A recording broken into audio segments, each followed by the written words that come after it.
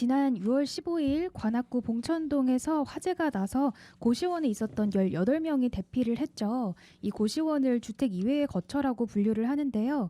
청년 가구는 우리 청년 주택 이외의 거처에 살고 있는 청년 가구에 대해서 이야기 함께 임명국 PD와 해보겠습니다.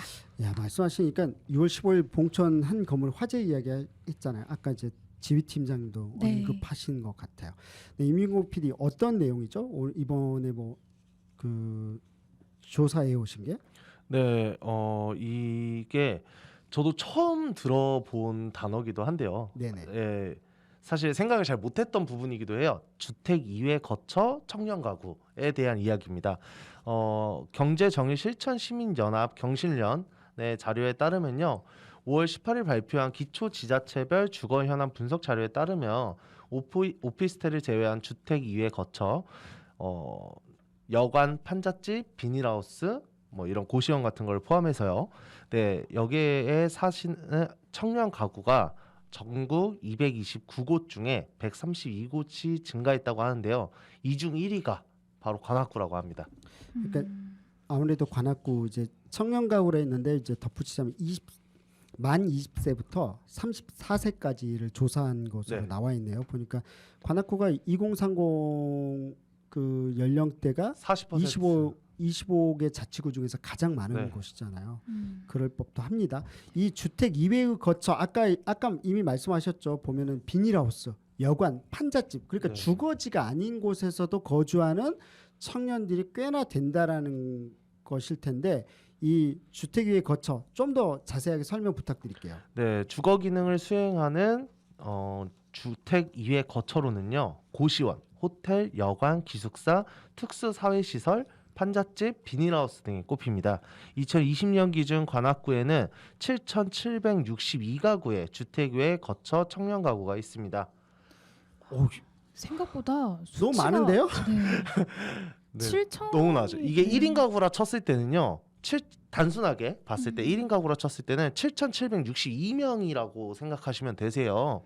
예, 이 정도로 주택 위에 거처에 청년들이 많다라고 보실 수가 있습니다. 의외다. 이거 너무 많은데요? 네, 저도 이게 너무 많은 숫자라서 좀 놀래서 가져온 기사기도 해요. 네네, 계속 들어볼까요? 보면 이제 그 청년 가구와 그러니까 관악구 네, 청년 관악구. 가구가 심각하게 네, 2015년도에 비해서 2020년도가 총 4,702가구가 증가했는데요. 2015년도에는 3,060명 정도라고 보시면 되고 2020년도에 7,762가구로 증가하게 되면서 4,702가구가 증가한 걸로 볼 수 있습니다. 네, 주택위의 시설이 모두 안전하다면 또 다행이겠는데요. 경실련은 공식적인 주택은 아니지만 실제로 주거의 기능을 수행하고 있는 고시원 같은 다중생활시설을 포함한 준주택에 대한 물리적 환경 개선이 시급하다면서 전국적인 실태조사를 통해 주택 위의 주거시설 유형, 건물 노후 수준, 내부시설 노후 수준에 따른 관리 계획이 필요하다고 촉구하였습니다. 네, 네. 이거 나중에 경실련 관계자분 전화 연결을 좀 해보고 싶네요. 꼭 한번 해봐 주셨으면 좋겠어요.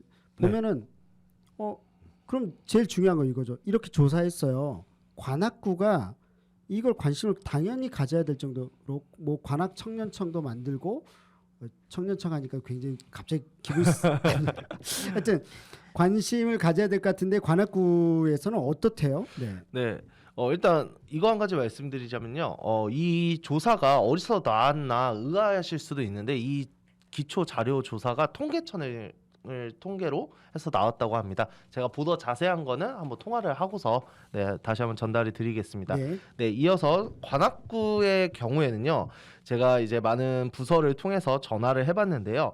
청년 및 주거시설에 관련 부서 6곳에 주택 위에 거주 청년 가구에 대해서 여쭤봤습니다. 네, 결론부터 말씀드리자면 주택 위에 거주 청년 가구에 대한 정확한 통계치를 가지고 있는 부서는 없었습니다. 청년정책과에서는 이거 관련돼서 알고 있던가요? 아니요, 청년 정책과에서는요, 이제 총 청년 인구에 대해서는 알고 있지만 어떻게 거주하는지에 대한 그 분석 자료는 아예 가지고 있질 않다고 되어 있어요. 좀 당황스럽네요. 네, 그래서 이제 이 부분에서는 이러한 주택 위에 거주 청년 가구를 위한 관리 계획이 있는지에 대해서 또 추가로 여쭤봤습니다. 네. 근데 이제 청년 주택, 사회 주택, 뭐 제가 앞전에도 설명해 드렸던 그 두 가지에 대해서는 단계적 추진 계획이 있으나 주택 위에 거주에 대해서는 확인할 만한 통계나 계획이 확인이 되지 않는다라고만 전달을 했어요. 뭐 없다고는 이제 명확하게는 없었고요. 확인이 되지 않았다라고 되어 있어서 네, 어디까지 제가 그쪽이 어느 정도 통계 자료를 가지고 있는지에 대해서는 저 또한 파악을 네. 네, 하지 못했습니다. 네, 말씀드리자면 그 임명국 PD가 부서 6곳에 물어봤어요.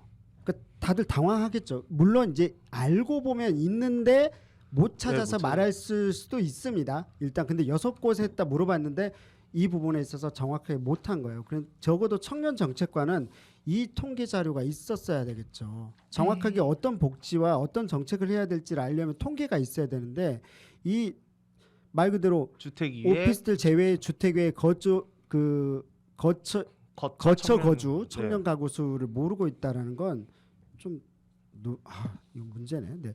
일단 더 확인 부탁드리고요. 그럼 보면 이제 노후화된 시설 관리에 대해서는 관악구가 어떻게 진행되고 있는지 궁금한데요. 네, 경실련 쪽에서 이제 촉구를 했던 이 노후시설 관리라도 좀 제대로 되면 화재를 예방할 수 있지 않을까라는 측면도 있었는데요. 건물 노후 수준에 따른 시설 안전 관리는요, 건축 안전 관리팀에서 진행하고 있었습니다. 그러나 청년 가구가 살고 있기 때문에 특정하여 관리하는 것은 아니고요. 또 개인 건물이기 때문에 외부 보수 및 내부 시설에 대해서 강제적으로 이제 집행할 수도 없다고 합니다. 주거환경관리팀 서상영 팀장이 뭐 한 이야기가 있죠, 그렇죠? 네네네네. 이제 주거환경관리팀의 서상영 팀장은요, 주택 위에 거주 청년 가구에 대해서는 정확하게 확인이 되지는 않는다. 다소 막연한 이야기이고 어려운 이야기일 것이다라고 전달을 해줬는데요. 노후화된 주택에 대한 현황은 가지고 있어도 주택 위에 거주 가구를 포함하여 어떻게 계획을 가지고 가겠다는 것은 좀 어려운 이야기일 것이라고 전달을 했습니다. 네, 그래도 집이라는 곳은 안전해야 하는 거잖아요. 그래서 구와 구민이 지속적으로 관심을 가져야 할 것 같습니다. 주택 이외의 거주, 청년 가구에 대해서 우리 실태 조사부터 시작을 해야겠네요. 임명국 PD와 함께 이야기 나눠봤습니다. 감사합니다. 네,